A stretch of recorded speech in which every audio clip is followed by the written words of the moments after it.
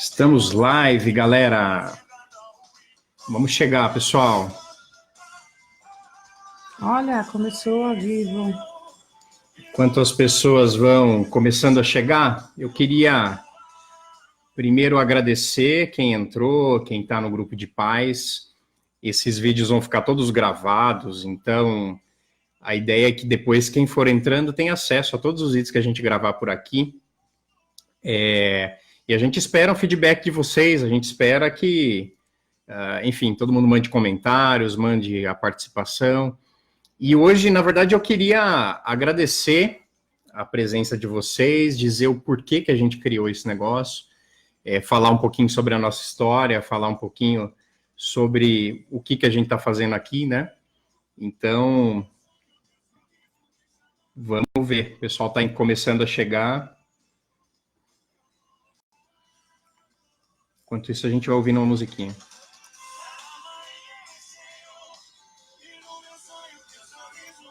Vamos aproveitar e deixar em aberto.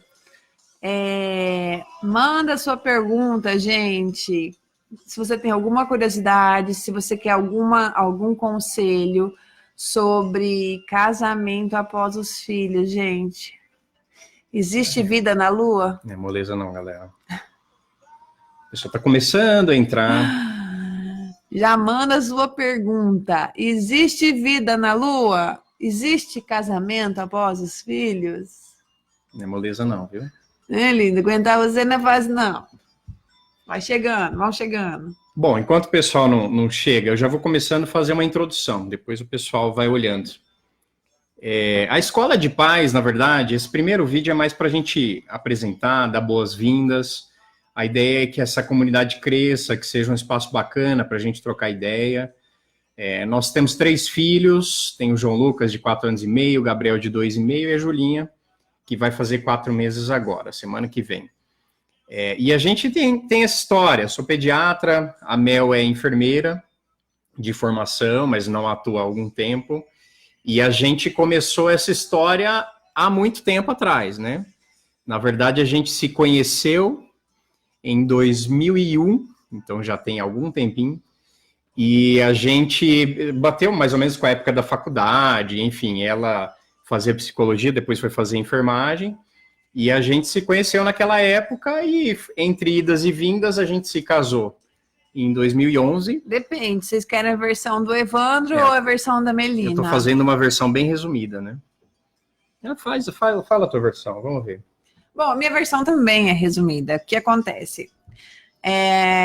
O Evandro nasceu num lar cristão, ele a vida toda foi da igreja e tocava bateria na igreja. E eu não era de um lar cristão, não tinha religião. Vamos entrando, pessoal. O pessoal tá chegando. E aí, eu fui na igreja, a primeira vez na igreja que Evandro tocava, Batista. E eu bati o olho nele e pensei, esse que eu vou casar. Evandro, o povo gosta de história de amor. Deixa eu contar, ele tá me cutucando embaixo da mesa, gente. Para ela ser mais objetiva. Né? Não, eu queria contar esse pá. E aí, fiz pra gente namorar. Depois a gente namorou, daí ele me enrolou 11 anos. Como assim enrolou? Enrolou, terminou, voltou, até o dia que você me pediu em casamento. Demorou 11 anos, do dia que eu tive até o dia do nosso casamento. E aí, na verdade, assim, eu vejo... Isso é uma coisa, é mal de alguns homens, a coisa do medo do compromisso e depois o medo de ter filhos. Não são todos, né? Mas eu vejo isso é muito comum no meu gênero aí. Muitos papais que ficam super inseguros de ter filho e o medo que vai acontecer. Era mais ou menos isso que a gente tinha, né? A gente namorou um tempo à distância e era um pouco surreal essa coisa de primeiro casar e depois ter filho. Então a gente acabou demorando um pouquinho mais. Não, mas Evandro era muito inseguro. Muito inseguro. Lindo, aqui nós vamos abrir o verbo, entendeu? Para quem tiver, aqui nós vamos abrir o verbo. Evandro era totalmente inseguro, ele tinha pavor de compromisso. Mas assim, era uma história que Deus tinha um propósito, né? Deus tinha esse propósito na nossa vida. Até eu brinco com ele que no dia do nosso casamento civil, Evandro morava em São Paulo, eu morava em Campo Grande. Eu fui pro nosso casamento civil sem saber se Evandro ia aparecer. Olha que coisa tipo assim, eu absurda. pensava assim, gente, será que esse homem vai aparecer aqui? E aí ele apareceu lá, todo bonitinho de camisa. Parecia. Casou. Eu pensei, agora esse homem não me escapa mais. E aí no outro dia foi nosso casamento religioso, foi muito bonito. Depois eu posto umas fotinhas lá no Insta para vocês verem. E de lá para cá, esse ano a gente vai fazer 8 anos de casado. Eu vejo que a gente aprendeu muita coisa. A gente amadureceu muito como casal, porque a gente casa esperando uma coisa, mas a realidade é totalmente outra, né? O casamento não é a festa, não é o vestido de noiva, não é o cabelo. É só o start, né?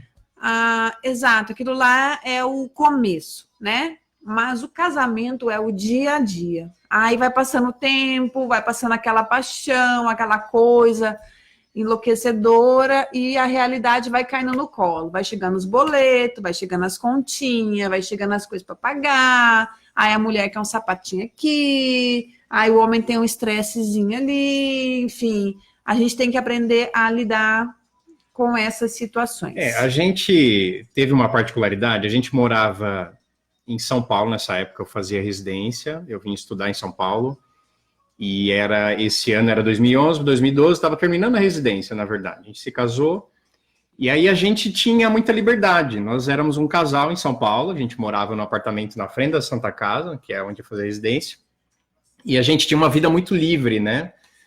A gente andava de metrô, ia para onde queria, etc. Foi um tempo muito gostoso da nossa vida. Sim, muita liberdade e tal. E aí começou a primeira ideia, eu lembro até hoje desse dia, o dia que a gente estava sentado no sofá assistindo a televisão e a Mel virou para mim, a gente podia ter um filho, né? Você não deve nem lembrar disso, mas eu lembro, que eu fiquei taquicárdico. Não, eu lembro que o Evandro foi muito resistente. Não, eu queria ser muito ser pai, até por ser pediatra, eu já tinha algum tato com a questão das crianças e tal, mas naquele ponto específico, ser pai, será que eu estava pronto? Será que eu não estava? Eu via muitos pais, enfim, alguns reclamando, outros não, aquela coisa da piscina gelada, né? Que você sabe que a pessoa está dentro de uma piscina que é uma pedra de gelo e ela fala, não, pode pular, aqui tá gostoso, né? Você sabe como é que é. E depois que você pula, acostuma, né? Mas esse ano era 2013 para 2014 e a gente resolveu encarar. E aí foi uma situação atípica, porque a gente, ao mesmo tempo, resolveu fazer várias coisas. A gente resolveu ir para Campo Grande, mudar totalmente de vida, e a gente tinha essa liberdade, a gente resolveu voltar para a nossa terra natal. E aí as coisas já começaram a mudar, né? O relacionamento já começou a mudar. Até porque, assim, a gente voltou para casa, aí ficou com um pouco menos de liberdade, já tinha a família mais próxima, e a gente foi para Campo Grande para ter o João Lucas, nosso primeiro filho, né? Eu fiquei grávida, aí a gente mudou para Campo Grande, de volta, eu estava de 32 semanas. E aí recomeçamos tudo de novo, mas foi uma fase que eu e o Evandro começamos a se estranhar demais. As brigas começaram a aparecer, porque a nossa maior responsabilidade tinha caído no nosso colo, que era nosso filho.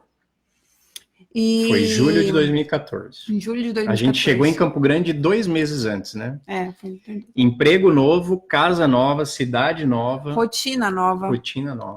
E aí eu me sentia muito sozinha, apesar da minha família perto, eu me sentia muito sozinha, distante do Evandro, né? Eu sentia que tinha como se tivesse um gap, um espaço entre nós. A gente não estava conseguindo se conectar naquela época. E a gente brigava muito, e começamos a se estranhar mesmo, assim, pensava em ir embora, eu pensava que eu não era obrigada a viver com aquilo para sempre, que eu não precisava aguentar ele, que eu queria ser feliz. Na verdade, eu sentia que o Lucas era meu filho, só tinha eu e o Lucas, e o Evandro não fazia parte, né? Isso era bem da verdade. E para mim era difícil, porque eu trabalhava muito fora, eu dava muito plantão de fim de semana, eu ainda vinha para São Paulo uma vez por mês para trabalhar. E eu senti nesse primeiro momento meio de fora. E a gente vê que isso repercute, na verdade, até hoje, porque o Luquinhas, ele é muito apegado ao Mel, e assim, demorou para eu conseguir construir um vínculo com o João Lucas, né? Eu não deixava o Evandro participar. Ela não deixava. O que aconteceu? Como ele me levou para Campo Grande e eu não queria ir, era como se eu colocasse essa culpa sobre ele. Tipo assim, você me trouxe para cá, eu não queria vir. Então agora é eu e meu filho. E como ele trabalhava muito, eu pensava assim, eu vou cuidar dessa criança, porque eu só tenho essa criança, né? Marido, eu já achava que não tinha mais. Eu cuidava do Lucas e não deixava o Evandro participar. Então, depois, um tempo depois que eu li ou eu ouvi isso, que a mulher, ela precisa dar ao marido esse privilégio de ser pai da criança. E você precisa dar ao marido essa liberdade de ser pai, que não é igual a ser mãe. Por exemplo, para mim, vamos supor, eu dou banho nos meninos, eu já tô pensando no pijaminha que eu vou colocar, que é igualzinho o horário que eu vou pôr na cama. Se eu falo assim, Evandro, coloca os meninos para dormir, eu sei que vai ser totalmente diferente. E eu preciso aceitar... O pijama é cada um de uma peça. Não, e coloca o pijama de 2 anos, o menino de 5. Às vezes eu uso o meu shampoo para lavar a cabeça dos meninos. E quando a mãe dá essa liberdade para ele, para o pai, a gente precisa aceitar que não vai sair do nosso jeito e tudo bem. Tudo bem. A criança vai estar bem cuidada, ela vai estar sendo amada e a gente vai dar para ele essa oportunidade de ser o pai da criança, né? Só que eu aprendi isso só um tempo depois. Resumindo essa história, deu 6 meses de que estávamos morando em Campo Grande. A gente pensou, ou a gente vai embora daqui, porque estava no limite, ou a gente vai acabar se separando. E aí, Evandro tomou uma decisão super consciente da gente se mudar de novo para São Paulo. A gente ia voltar para cá, a gente veio para Alphaville, que é um lugar assim, fora daquela muvuca de São Paulo. A gente veio para Alphaville e a gente recomeçou a nossa vida, o nosso casamento. E aí a gente agora já está no 3º filho. Graças a Deus a gente conseguiu se fundir como marido e mulher, né? Porque a gente se casa, são 2 pessoas diferentes, e aí a gente passa por esses monte de problemas para que a gente consiga se fundir, né? A mulher consiga se tornar uma com o marido, né? Nos pensamentos, no coração, nos objetivos. E hoje a gente está aqui para compartilhar com vocês. Todo mundo fala da crise dos 7 anos, né? A gente acho que teve tanta mudança que as crises elas foram em anos diferentes. Então eu acho que todo casal passa por crise. E na verdade o objetivo da gente estar fazendo esse tema hoje é desmistificar um pouquinho isso, porque a coisa da paternidade, da maternidade não é fácil, né? E aí, com esse atrito todo que a gente teve no primeiro ano, e a gente voltou, e a gente construiu uma nova vida, e é muito bom ter a família pertinho, mas, por outro lado, a gente sentiu que perdeu um pouquinho daquela liberdade que a gente tinha lá no centro de São Paulo, que era só nós. E, assim, hoje a gente sente falta da família, é óbvio, eles vêm, ficam vários dias, mas, por outro lado, a gente construiu uma vida muito mais forte, assim, entre nós dois, e aí os nossos filhos, a gente foi construindo e acertando esses detalhes. Só que foram vários tempos e várias crises diferentes. A gente, nesse início, tinha essa questão relacional, a gente já teve questões financeiras, e isso eu acho que é importante pontuar. Cada casal é de um jeito, né? Eu, inclusive, recomendo muito, quem não leu ainda, o livro do Gustavo Cerbasi, sobre casais inteligentes enriquecem juntos, e ele fala sobre os tipos de casais. É muito legal vocês lerem sobre isso. E tem sempre alguém que é o mais gastador, o poupador, o que é mais desligado. Eu não vou falar qual é ela, porque ela já está me olhando de rabo de olho. Mas rolou algumas coisas assim de dívidas, e a gente, por muito tempo, a gente falou uma linguagem diferente. E isso pesou bastante na questão do casamento e dos filhos, né? Com a chegada dos filhos, e aí tendo que pagar escola, tendo que pagar fralda, e vocês sabem muito bem como é que funciona, e a gente teve esse atrito financeiro.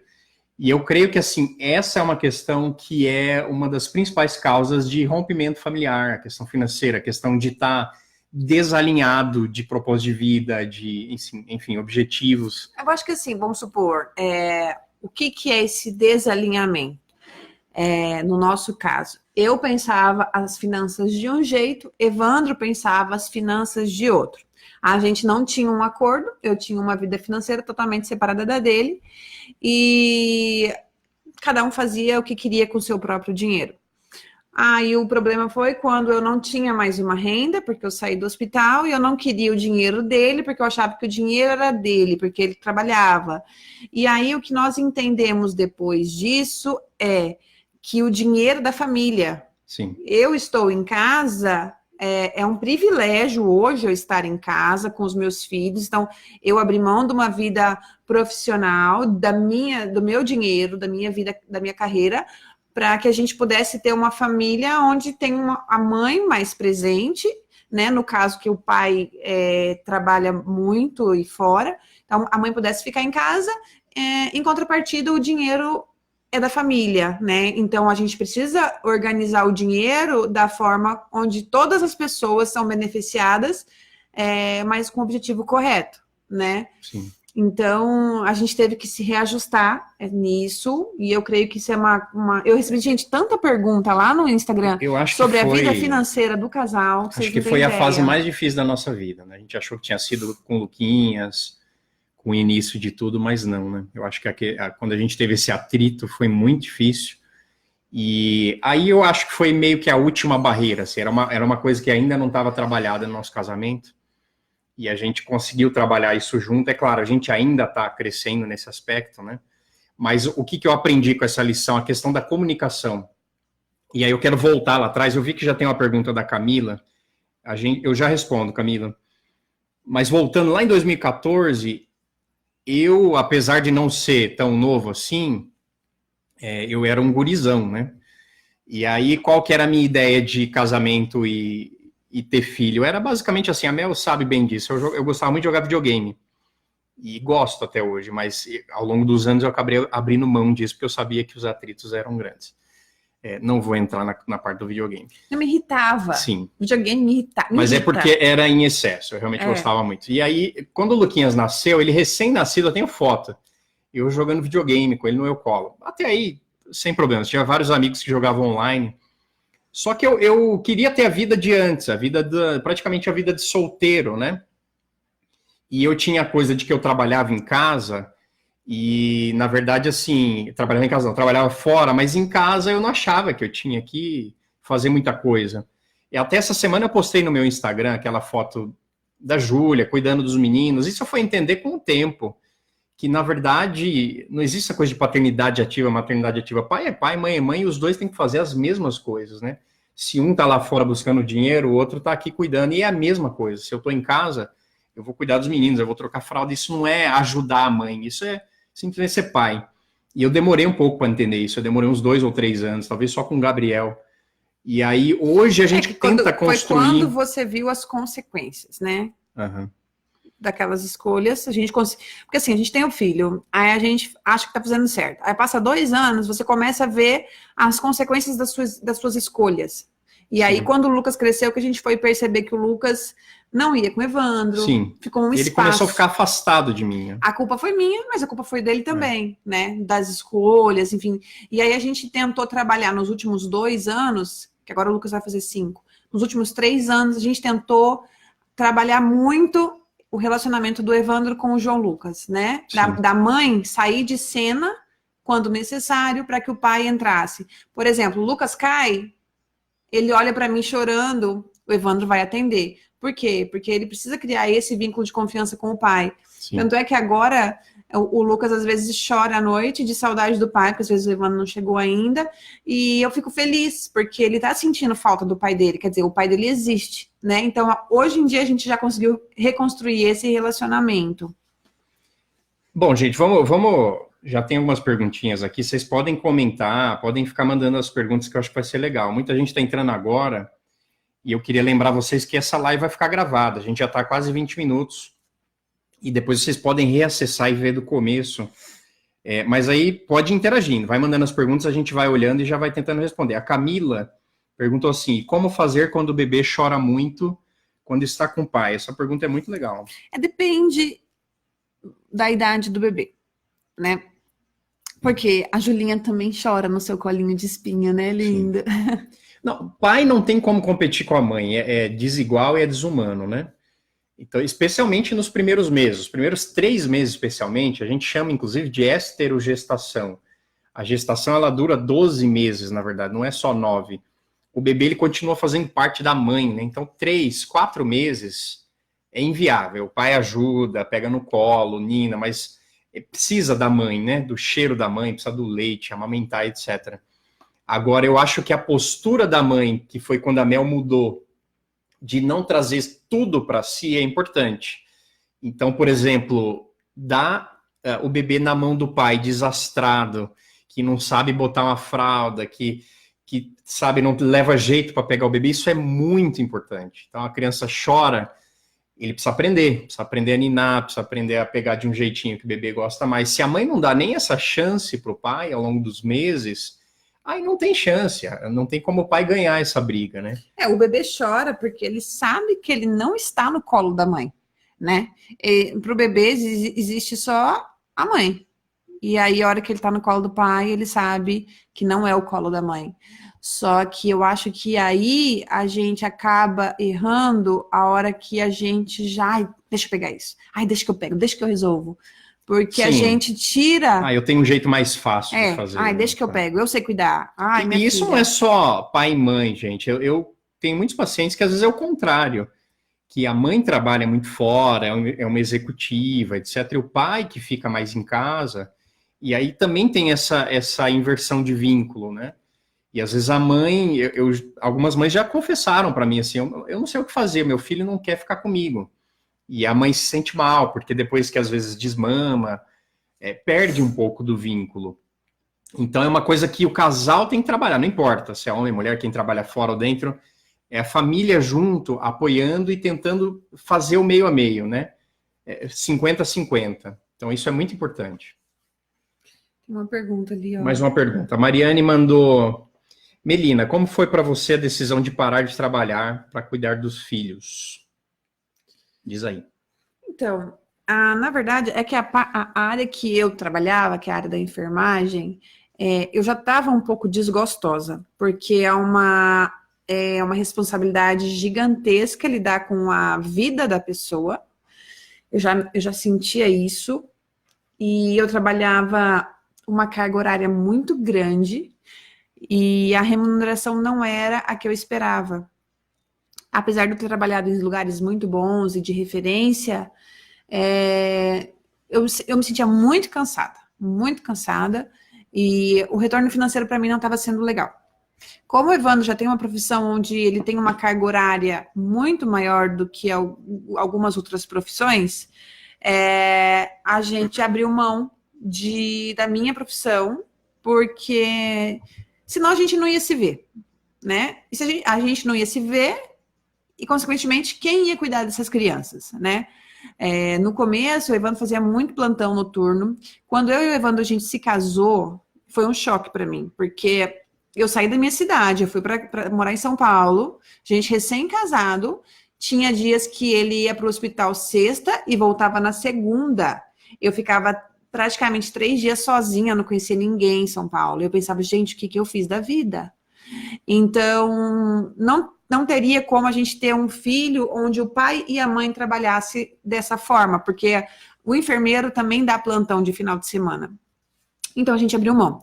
Para mim, o que mais pegou não foi nem abrir mão da minha profissão. Lógico que é gostoso você ter uma outra persona sem ser a mãe, né? É legal eu ter colega de trabalho, eu ter com quem conversar, eu ter com quem trocar experiências, ser Melina profissional lá no hospital, era uma delícia.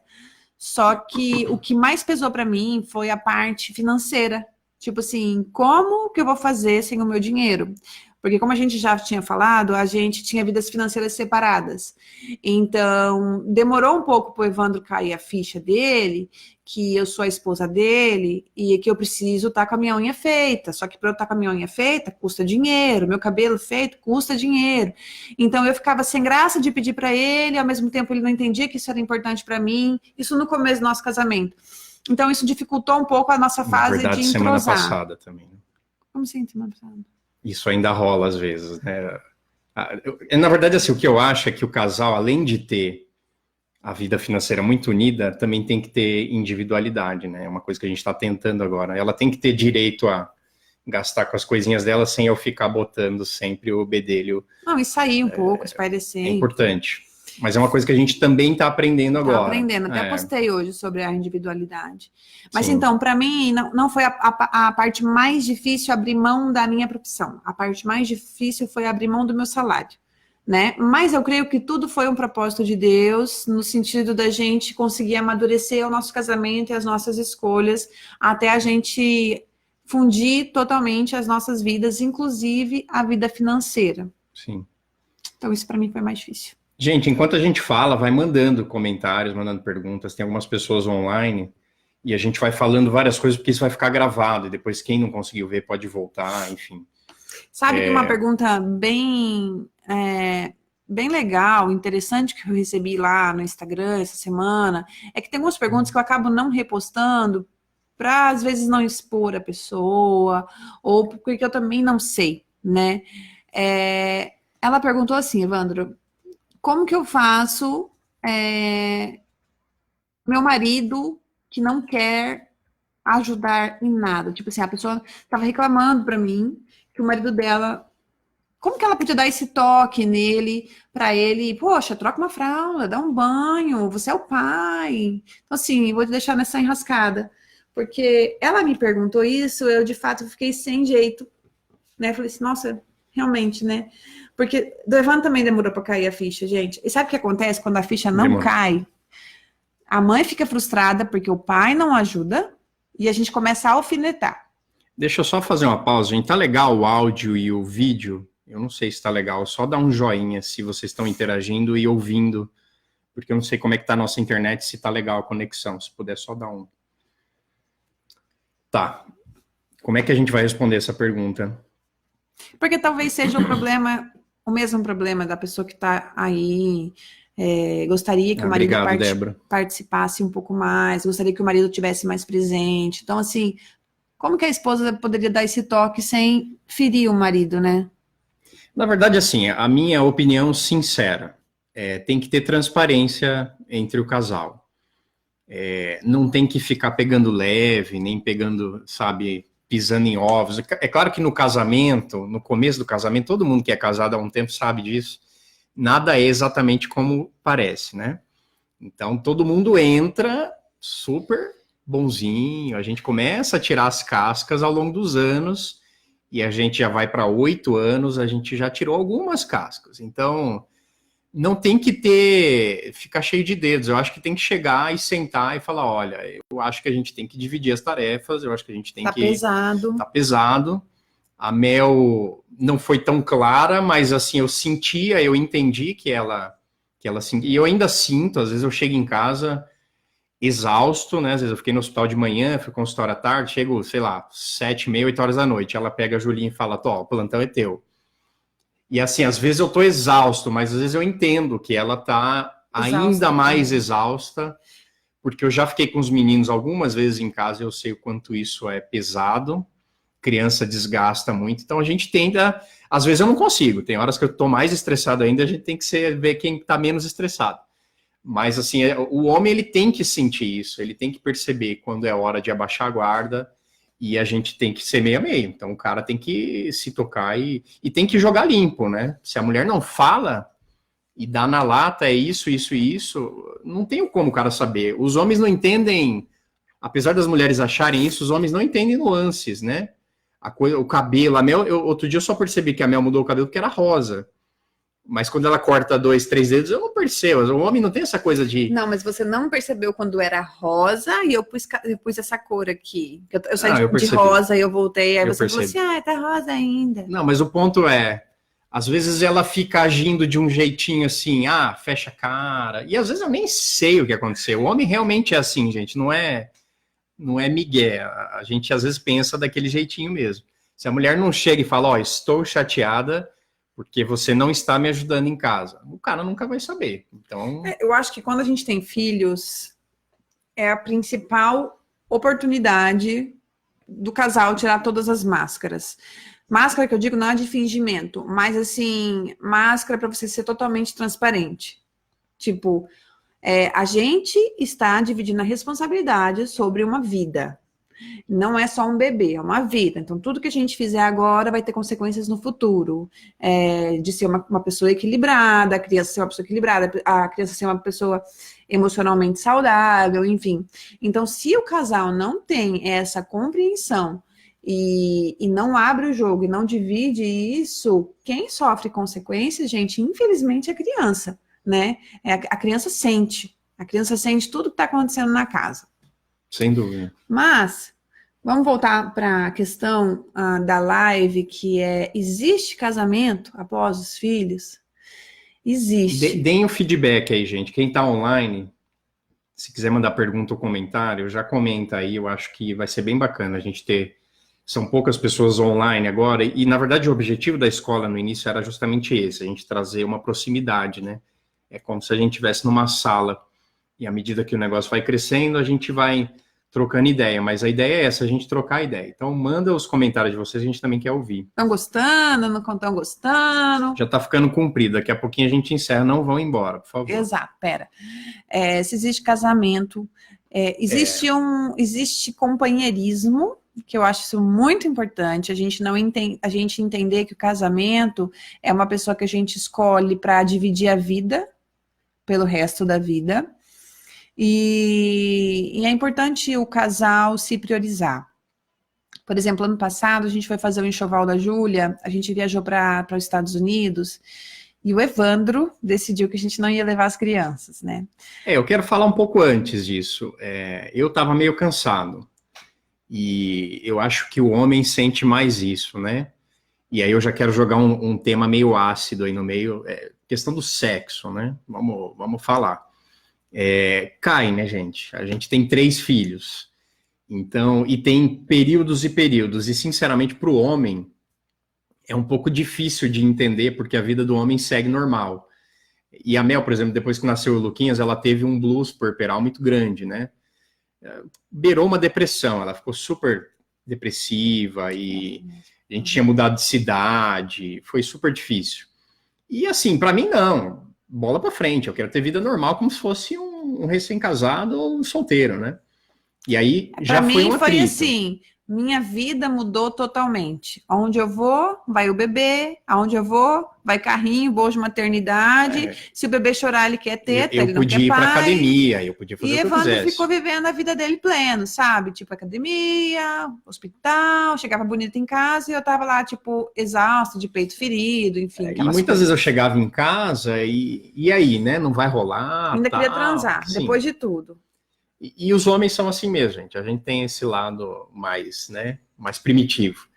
Só que o lado do córtex, né, pré-frontal, o raciocínio, o companheirismo, ele tem que ser maior. Ele tem que ganhar do lado primitivo. Só que, às vezes, alguns homens não conseguem, no início, entender isso. E a mulher também precisa ser muito clara em relação a isso.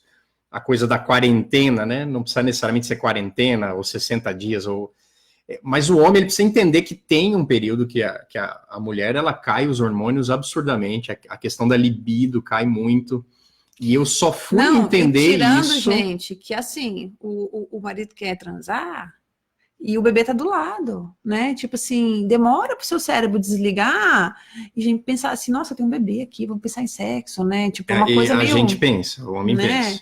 E aí, tipo, você tá lá e a criança chora, aí, tipo, seu cérebro desliga totalmente de uma coisa na outra. E o homem não consegue entender isso, né? A coisa da, caramba, a mulher não quer mais saber, ela... Muitas vezes, eu já tive essa conversa com a Mel muitas e muitas vezes. Você não gosta mais, você não tá mais afim, eu que tô fazendo alguma coisa errada, mas eu demorei para entender que era coisa do momento, É que a gente passou por 3 pós-partos muito rápido, são assim. 3. Quando você tem um filho, vem o segundo, já são 2, na mesma cama. Tá, esse é um detalhe. A gente também fala, às vezes, sobre cama compartilhada. Eu, como dava muito plantão fora, o Luquinhas tomou meu lugar na cama, né? No primeiro, segundo ano de vida.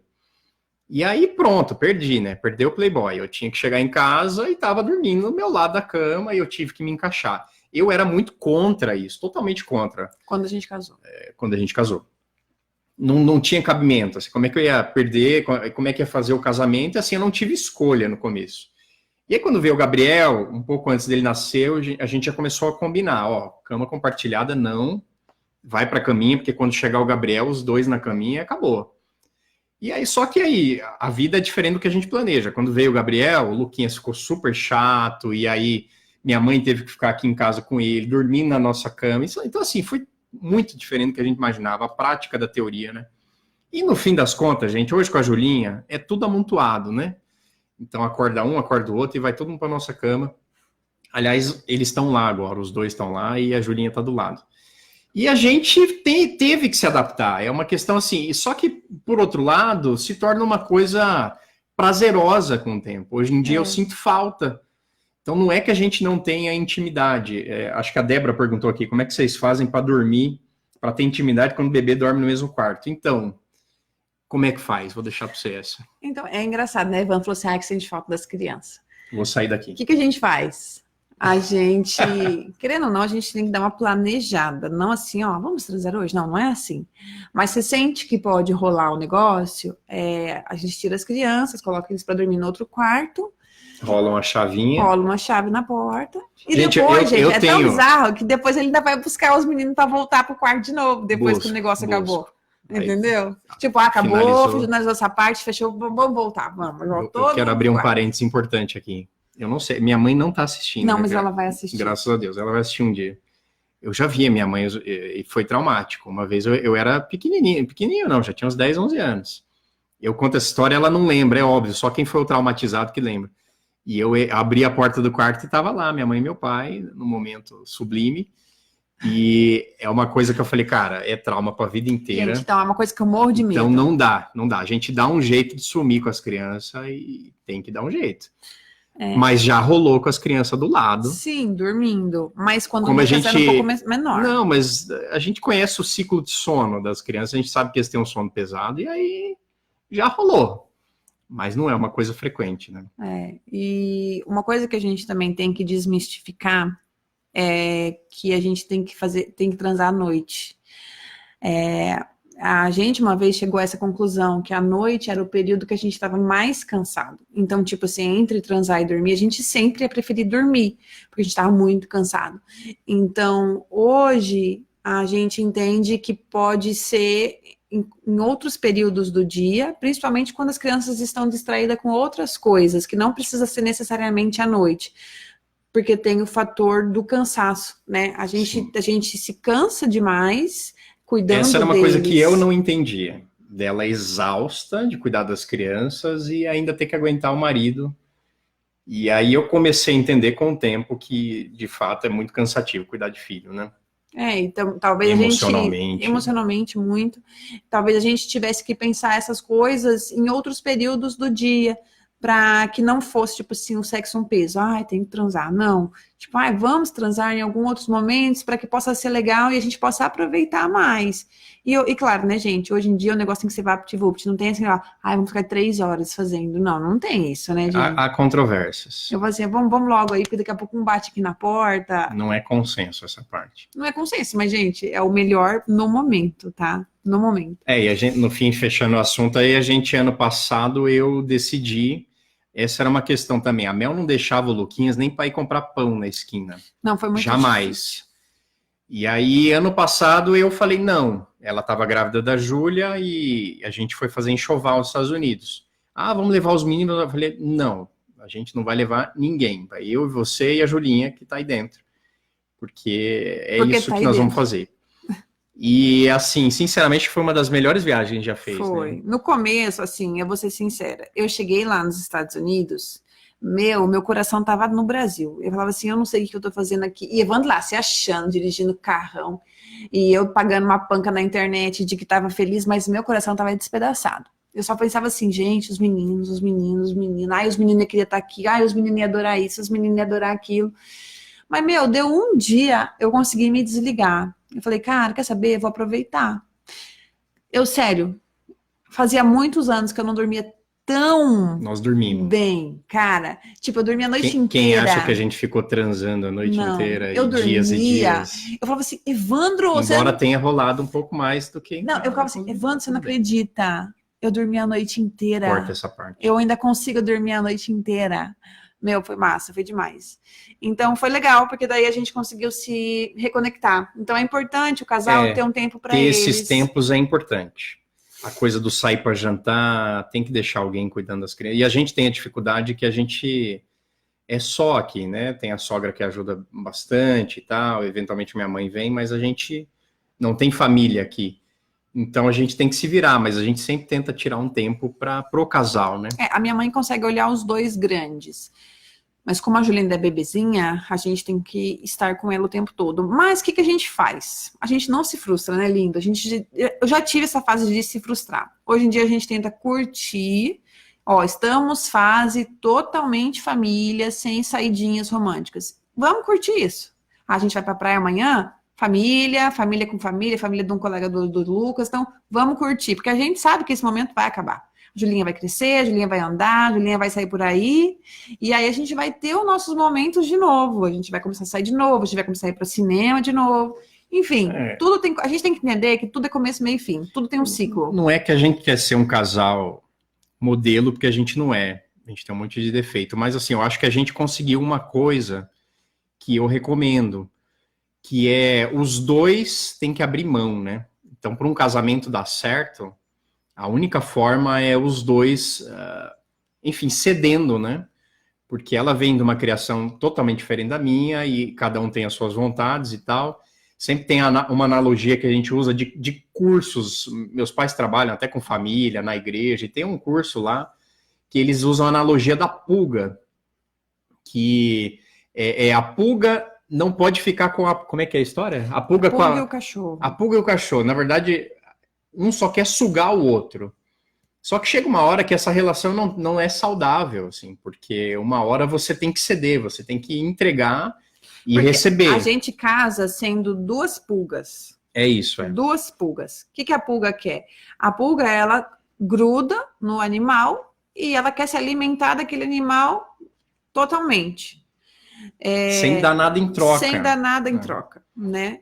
E aí casa duas pulgas, duas pessoas querendo, tipo, eu quero ser feliz, ele não fez isso pra mim, a pessoa não fez isso pra mim, e aí eu nunca tenho razão. Enfim, e aí você vê que esse casamento não dá certo, porque são duas pessoas que não querem ceder, não querem abrir mão da sua vontade.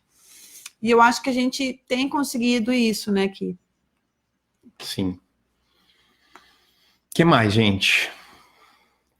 Quem tá por aí, mandem perguntas, não é fácil mandem engolir comentários. sapo, não, gente. A gente já vai partir para o nosso encerramento, já foram 42 minutos. E... É que eu gosto de falar desse assunto. Não é lindo? Não, nós vamos continuar falando. Na verdade, a ideia hoje era fazer uma introdução, era dar boas-vindas para as pessoas que estão nesse grupo. O objetivo é trazer informação pertinente, informação de verdade. Então eu quero nos próximos, semana que vem a gente vai falar sobre amamentação, dor na amamentação e tal, que foi uma coisa que pegou muito para a Mel e que eu também não compreendia e enfim, a gente foi um aprendizado muito bacana. E eu quero trazer pessoas especialistas, eu vou trazer uma amiga nossa, que se tornou amiga nossa, que é a Natália. Se tornou. Olha só, gente, uma coisa... O grupo que a gente tem aqui, a gente vai ter muito mais acesso, muito mais intimidade, muito mais tempo para trocar informação, porque esse tempo aqui é nosso, tá? As crianças estão dormindo, eu não estou editando vídeo, eu não estou fazendo mais nada, a gente está aqui. Então, isso é legal. Amamentação. A gente vai poder falar, as pessoas me perguntam, Melina, o que eu faço? Porque eu sinto dor, porque eu não sei o quê. Muitas vezes eu não sou a pessoa mais apropriada para falar, tá? Eu tenho a minha experiência e tal, mas o legal do grupo é que a gente vai trazer uma pessoa para falar, da pessoa que ela pode dar dica, ela pode falar coisas que eu não sei também, eu posso aprender junto. Então isso vai ser o legal desse grupo, a gente poder ter um pouco mais, ou bem mais do que a gente tem lá no Insta, um outro tipo de relacionamento, um outro tipo de informação de qualidade, de profissionais que entendem do que estão falando. Sim. E a ideia é trazer isso para vocês e também receber o feedback, né? Receber os comentários. Participem, toda semana a gente vai estar aqui. Mesmo se a gente estiver viajando, a gente vai provavelmente viajar no fim do mês, a gente quer continuar fazendo mesmo viajando e a gente vai sempre estar fazendo as lives e trocando ideia. Tá bom, pessoal? Quase 45 minutos. Muito obrigado por quem ficou até o fim. Obrigado por quem entrou e saiu. A gente sabe como é que é a rotina de casa. Nesse começo... é menos gente, dá essa cara de casa mesmo, né? Dessa proximidade. Mas vamos divulgar para as outras pessoas, vamos trazer mais gente também. Eu acho que vai ser muito legal a gente criar essa comunidade que é um pouco mais próxima e trocar experiências, né? Tá bom? Abração para vocês, um bom fim de semana, fiquem com Deus, Deus abençoe a família. Eu acho que muita coisa a gente ainda não falou, mas a gente vai trazer a nossa vivência em outros temas e vamos tocar nesses assuntos de novo, mas sempre que precisar, sempre que quiser, manda as dúvidas, inclusive vai ficar esse vídeo gravado, comenta lá depois, a gente vai responder e a gente vai trocando ideia, tá bom, pessoal? Um beijo, gente. Um beijo e boa noite, Deus abençoe vocês. Olha a falsidade, ó. Tchau.